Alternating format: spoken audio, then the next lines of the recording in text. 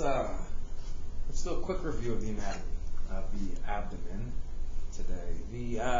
Radiographically, for our purposes, an abdomen is basically considered from the diaphragm and below all the way through the pubic symphysis of the pelvis. So it's really an abdomen pelvis, but about this region, that's I know you can't see it, it's dark, but that's your abdomen, okay? Here, this isn't the full abdomen because we don't have the diaphragm included, but let's find some for you so you can see that. There's your diaphragm there. So that would be more of a full abdomen. But the bowel gas patterns of this one are interesting. What I mean by that are these black areas there. That's bowel gas. So we're going to talk through some general anatomy of the abdomen first, just stuff you should know. And I think abdomen is actually chapter, the abdominal viscera is chapter 17, and then just abdominal imaging that we're talking about is chapter 16. I could have that backwards, but basically you still need to be familiar with this part, even though it's not in the section that we're studying right now. So let me go over it. It's really just an anatomic review, but structures within the abdomen, we have the liver there. If you look at the table, we have the liver, we have the gallbladder. Those are accessory organs, and then somewhere in here we have the pancreas. Let's see if we can't find it. It's going to be, there we are. You see that little sliver that swoops behind? I'll show it to you here. This right here back there, that's the pancreas. And it actually sits in the C loop of the duodenum. Let me see if I can get you an axial view of that so you can kind of see what we're really doing here.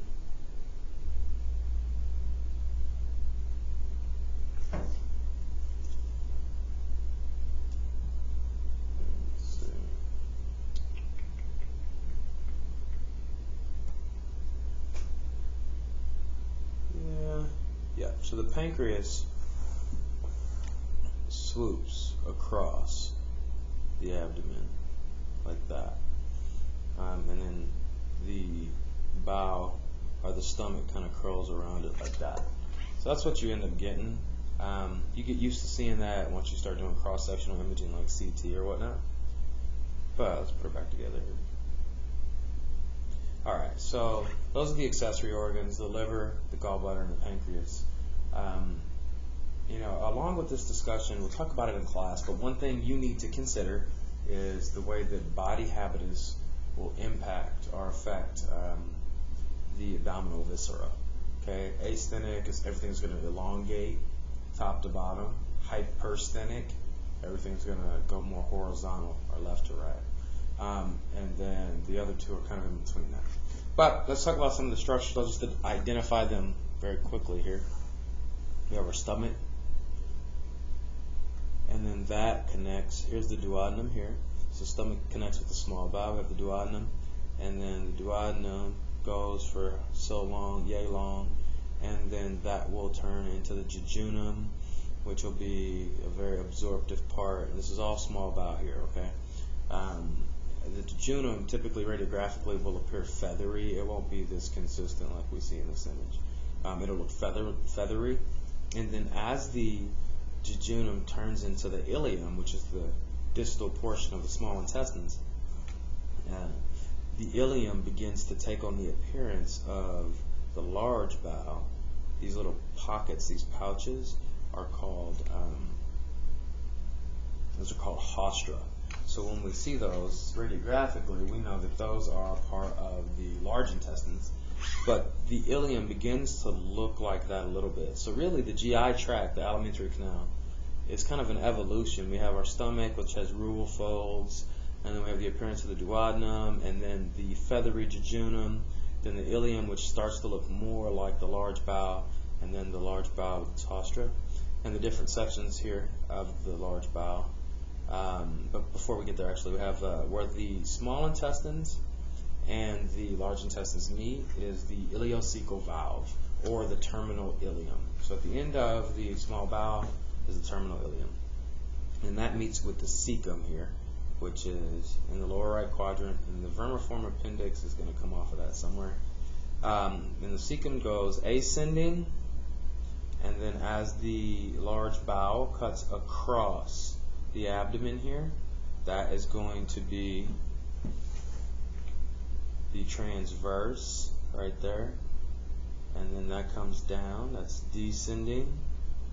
Then we have our sigmoid, which really is going to like swirl like this. It's the craziest thing, but we do pictures of this specifically. The sigmoid, and then it comes down to the rectum.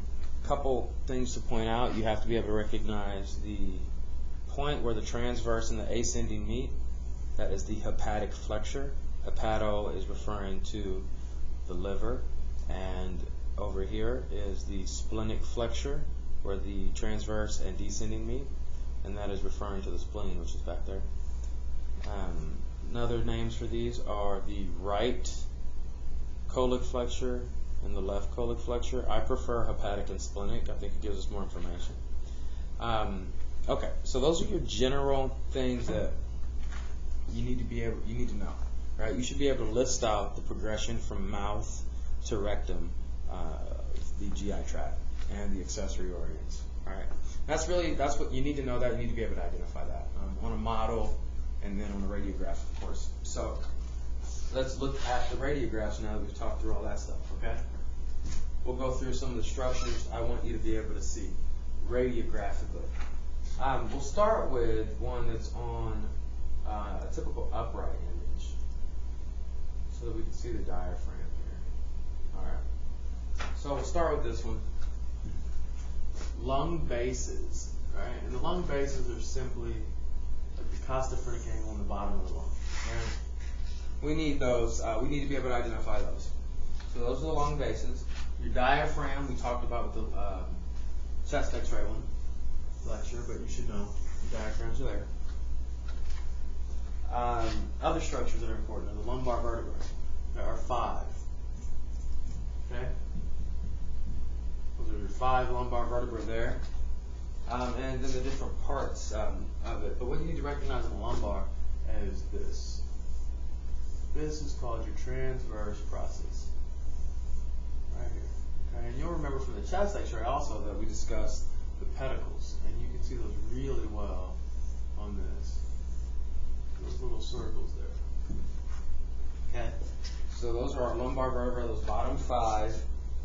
Transverse processes or pedicles. And then we got to be able to identify these really kind of subtle shadows that indicate liver, psoas muscles, spleen, kidney, stomach, all this stuff. So let's go back.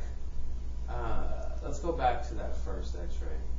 I liked how it looked here. So now there's too much bowel gaps. Let's see.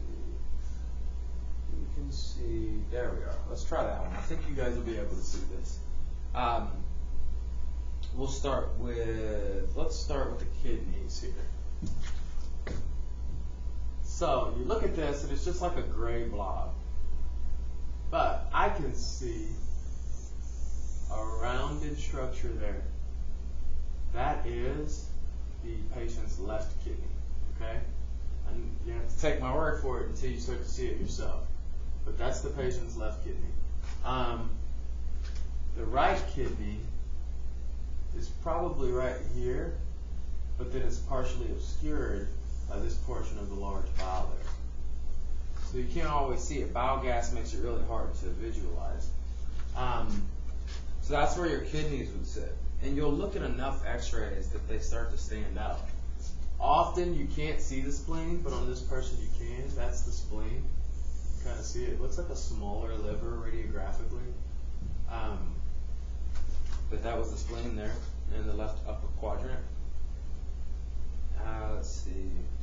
The liver is one of the largest abdominal organs, so you shouldn't have an issue finding that. It's always going to sit right here.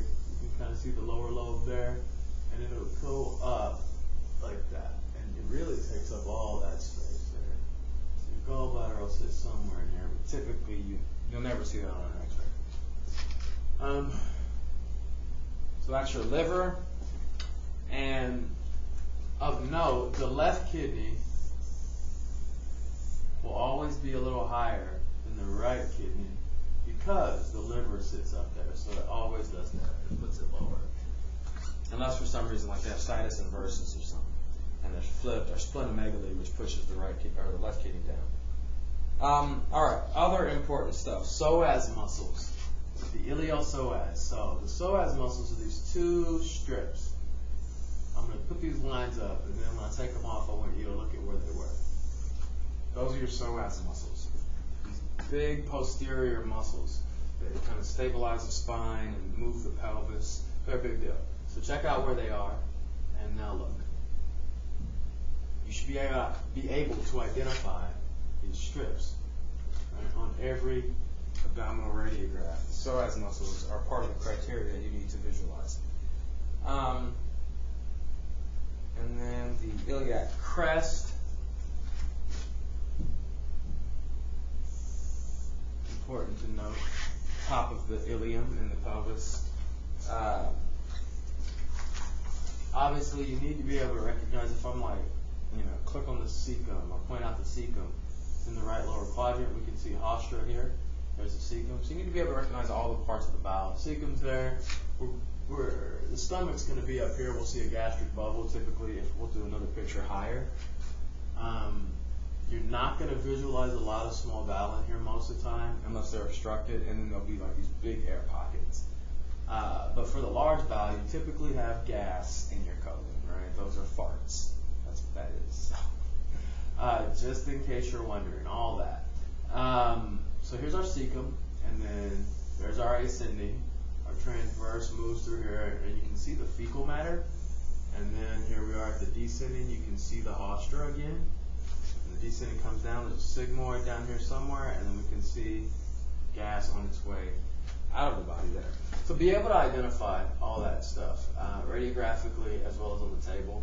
We'll spend some time with it, and we'll talk about it, but this is just an introduction. All right. The pubic symphysis is right here. It's right here. It's where the two pubic bones are going to meet. Remember, your pelvis is really made of three bones. You have your ilium, your ischium, and your pubis. But right here is your pubic symphysis. It's the connection between the two pubic bones. Okay. Let's see. What else we want you to know? The obturator foramen. Those are the holes down here. Our sacrum is going to be between the two portions of the ilium, right? So superiorly, here's our L5. Then we have our sacrum here. Laterally, we have the ala, or the wings of the ilium. And then inferiorly, the sacrum articulates with the coccyx, which is right down here. It's kind of hard to see, but as you start to look through radiographs, it'll stand out more and more. So a lot of this is habit, okay?